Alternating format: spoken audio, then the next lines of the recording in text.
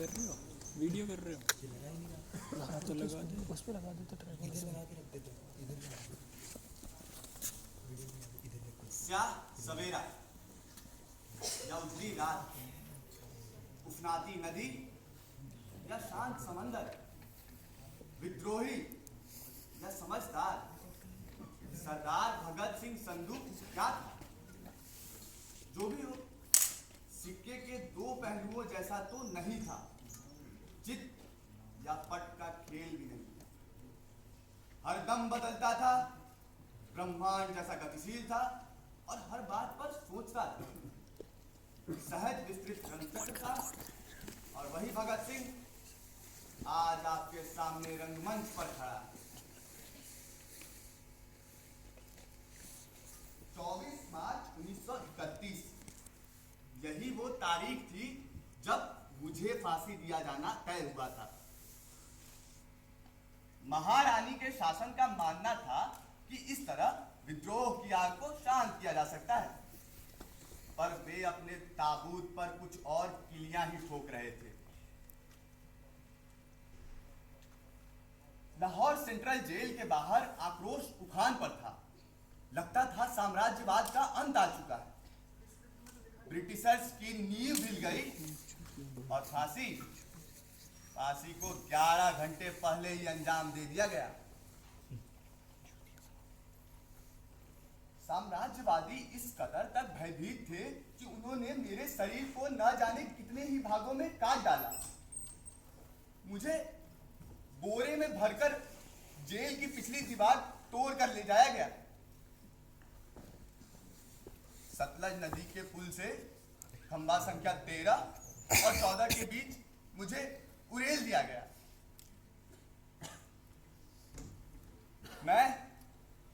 मैं बह चला। अपने पुरखों की इस मिट्टी से बना सिपाही अपनी मिट्टी में ही बह चला। पर भगत सिंह आज भी जिंदा है।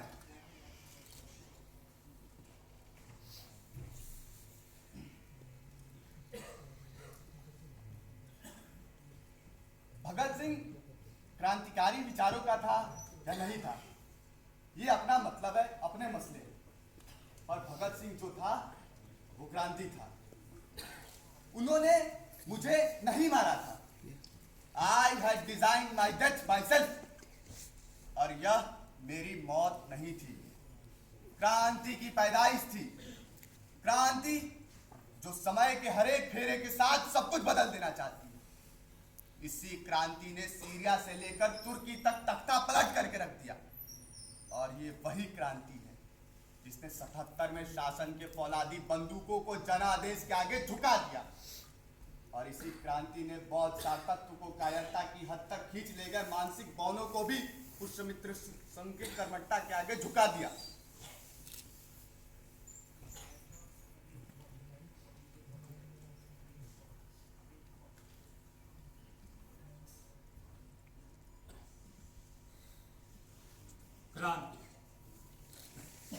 क्रांति के संबंध में मेरे विचार बहुत स्पष्ट हैं। बंदूकों की दलाली और बमों का सौदा सिर्फ इसे ही क्रांति नहीं कहते। आदिवासियों के हक के नाम पर असलहों का नंगनाच भी क्रांति नहीं है। आजादी के लिए जमहूरियत का गला घोट देना ये भी क्रांति नहीं। स्कूली बस्तों की जगह अपने बच्चों के हाथ में बंदूक पकड़ाना ये भी क्रांति नहीं है।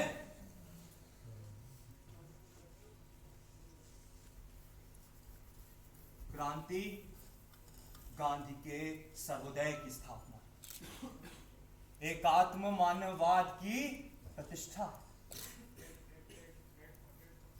चलो मैं तुम्हें एक कहानी सुनाता हूं। एक बार एक राजा के शासन में एक सैनिक था। एक दिन उस सैनिक ने एक मजदूर को खूब बहुत मारा। वो चिल्लाता रहा, करवाता रहा, बार बार कह रहा था ये क्या कर रहे हो। पर सैनिक पागल था। उसने उस मजदूर को मार डाला। मजदूर के बेटे ने इस बात का बदला लेने की ठानी और राजा के खून का प्यासा होकर बिलबिलाने लगा। बताओ यार, राजा को ना उसका मालूम ना उस सैनिक का। फिर राजा के खून का क्या करोगे? तो मेरे यार, लाल सलाम के नाम पर जंगलों में बहता खून भी क्रांति नहीं है। सिस्टम में मौजूद कुछ गिद्धों के कारण पूरे सिस्टम में आग लगा देना, यह भी क्रांति नहीं। आज मेरी, भगत सिंह, बल्द किशन सिंह की अदीबों की अदालत में पेशी, और मैं तुम बहरों को सुनाकर ही मानूं। चलो वे कहानी तुम्हारे समय की सुनाता। 4 सितंबर 2018, मनहूस रात थी। वो झिंगुर चिल्ला रहे थे और वक्त रुका हुआ। शायद ये वक्त किसी घट चुकी अनहोनी की कहानी सुना रहा था या किसी होने वाली दुर्घटना की कहानी बताना चाहता था। बिहार का एक गांव है कानीमोड़। वहीं की एक तथाकथित निचले तबके की औरत थी बसंती कोड़ा। कम्युनिज्म का पहला पाठ, निचला तबका और औरत। उसका पति उमेश पासवान और मात्र 2 साल का लड़का। उन हैवानों ने मात्र एक शक के बिना पर उसका सर धड़ से अलग कर दिया।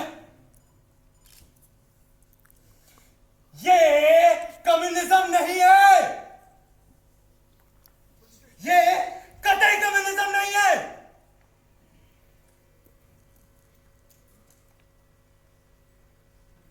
क्रांति से मेरी और हिंदुस्तान सोशलिस्ट रिपब्लिक एसोसिएशन, जिससे मैं ताल्लुक रखता हूं, का अभिप्राय है एक ऐसी सामाजिक व्यवस्था की स्थापना करना जहां सर्वहारा वर्ग की सत्ता को मान्यता हो।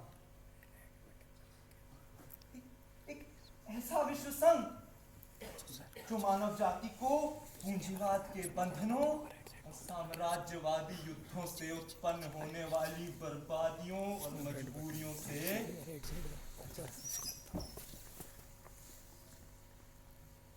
revolution did not necessarily involve a sanguinary strife. It was not a cult of bomb and pistol.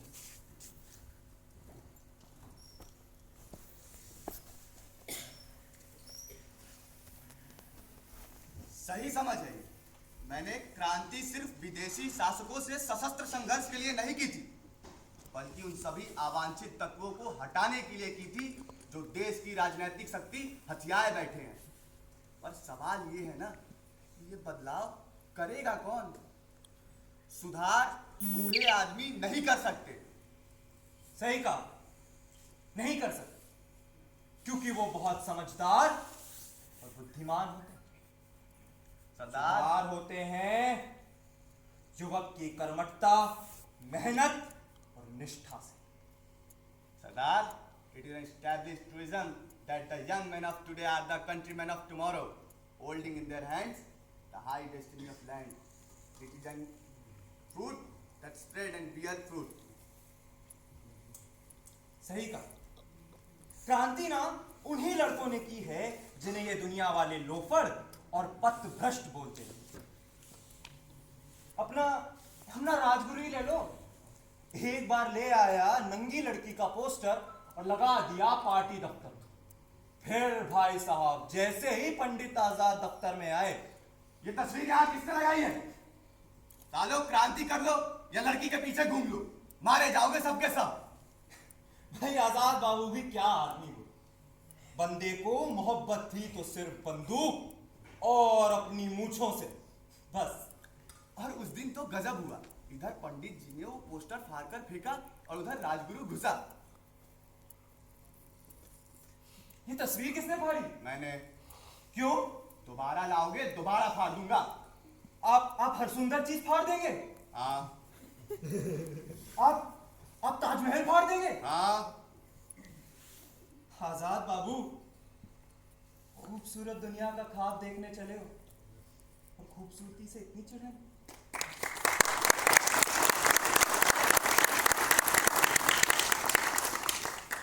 विचारों की शान मुकम्मल इनकलाब कुर्बानियों में हो। जीत तो हम जाएंगे और अब मुलाकात कहानियों में। गजब गजब की कहानियां हैं सालों की। अरे ऐसे क्या सोच रहे हो? पंजाब का बंदा हूं, गाली और दारू पर पहला हक तो मेरा है। पर तुम साले हिंदुस्तान वालों क्रांति की ऐसी तस्वीर बनाकर क्यों रख देते हो कि क्रांतिकारी है तो दारू नहीं पिएगा, लड़की के पीछे नहीं भागेगा। अरे लड़की तो प्रेरणा है क्रांति की। प्रेमिका के एक पत्र ने थके हारे मेजिनी को फिर से खड़ा कर दिया था, तो उसमें गलत क्या है? भाई राजगुरु भी गजब का हसोट खिलंदड़ लौंडा था। मुझसे कहता था कि इस 6 फुटे 2 इंच के सरदार को लड़कियों से बचाते बचाते कमर टूट जाती है। खैर सारे ही ऐसे 17-18 साल के लड़के थे जिनमें ये शर्त लगी थी कि पहले कौन मरेगा। कोई अपने बाप से झगड़ कर आया था तो कोई अपनी बहन की शादी की चिंता छोड़कर। बस एक क्रांति ही थी जो सबको एक करती।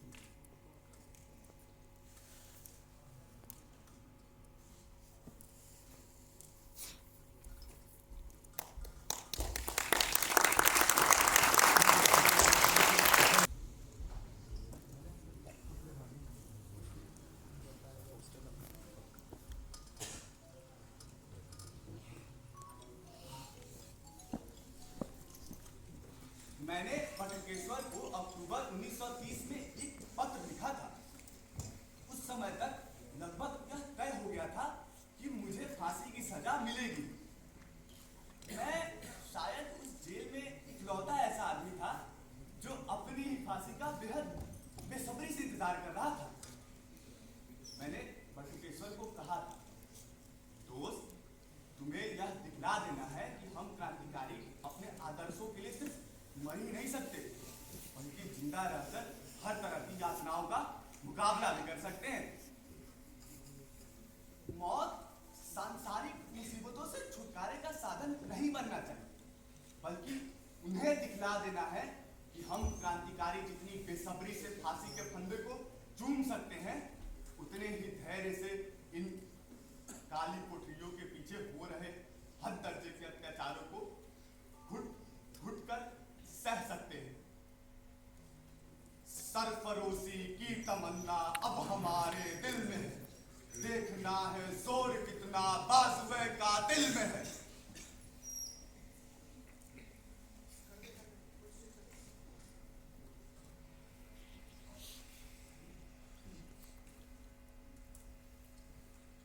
बटुकेश्वर मेरे साथ असेंबली बम कांड में था।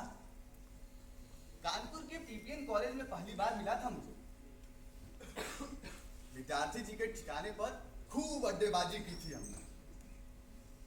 हमने असेंबली की खाली जगहों पर बम फेंका था, भरी सीटों पर नहीं। क्यों? क्योंकि हमें किसी को मारना ही नहीं था, हमें मुकदमा लड़ना था, अखबारों में छपकर लोगों को जगाना था। बहरों को सुनाने के लिए बहुत ऊंची आवाज की आवश्यकता होती है और ये वही ऊंची आवाज थी।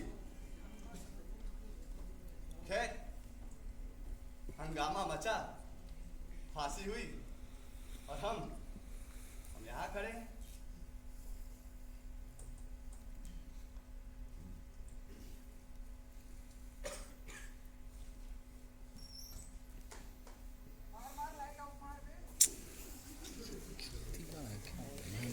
इसको समझ नहीं आ रहा है ये कर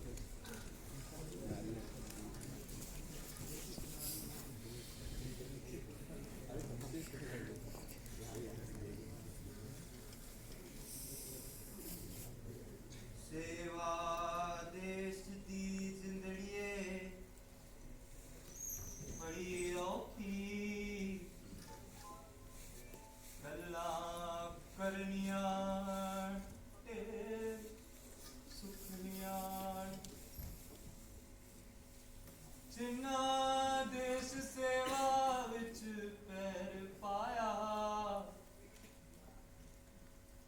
ना लखा मुसीबतां चलियाणे लखा मुसीबतां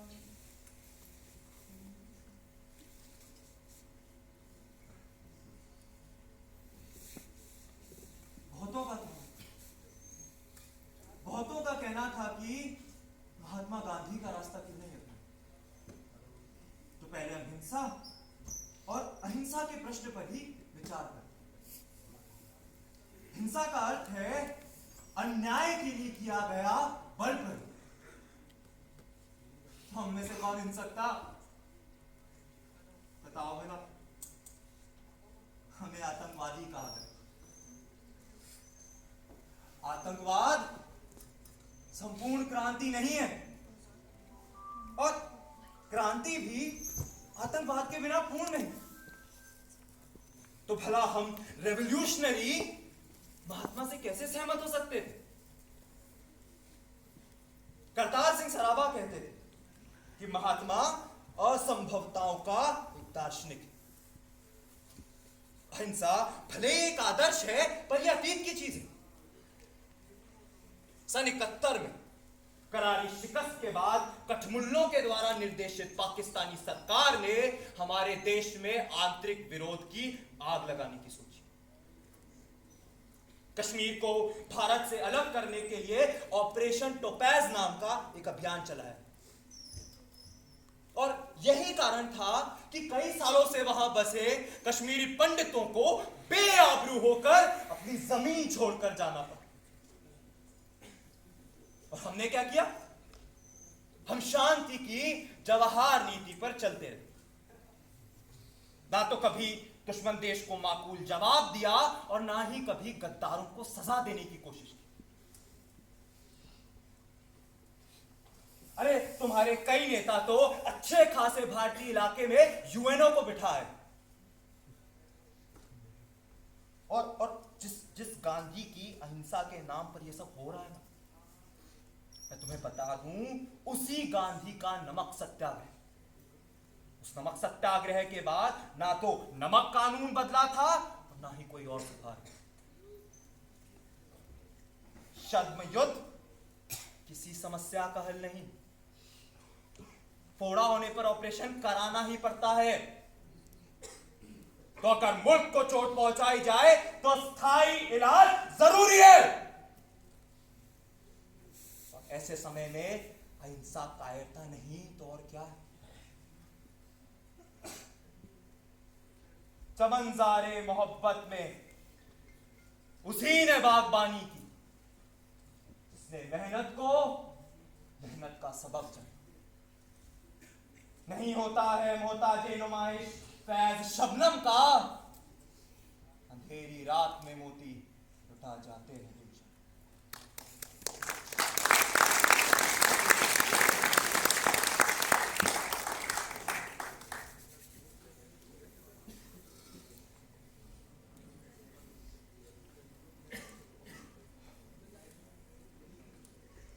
गांधी की एक बात जिससे मैं सबसे ज्यादा असहमत रहता था, वो है परिवर्तन के लिए धर्म का सहारा लेना। प्रार्थना सभा से देश को आजादी नहीं मिली, पंथों के सहारे देश नहीं चलता।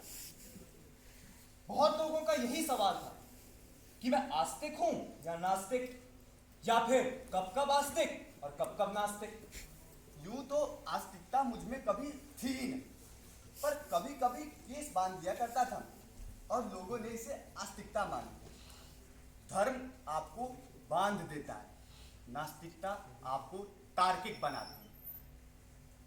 देश, भाषा, मजहब, इन सब बातों पर मैं तब सोचा करता, पर लगता है ये समस्याएं अभी भी हल नहीं हुई। मैंने फांसी के फंदे को चूमा एक सोच पैदा करने के लिए, इस देश को बदलने के लिए, क्रांति के लिए। पर क्रांति कहाँ है? मुझमें, जेपी में, बोस में, गांधी में, या फिर आजाद में? नहीं, क्रांति हमारे और आपके बीच में, इस देश की प्राण शक्ति में, विवेकानंद के उद्बोधन में है, मेजनी के लेखों में है, युवाओं के फौलादी हाथों में है और यहां मौजूद हर एक व्यक्ति की जागरूकता में। इनकलाब जिंदाबाद।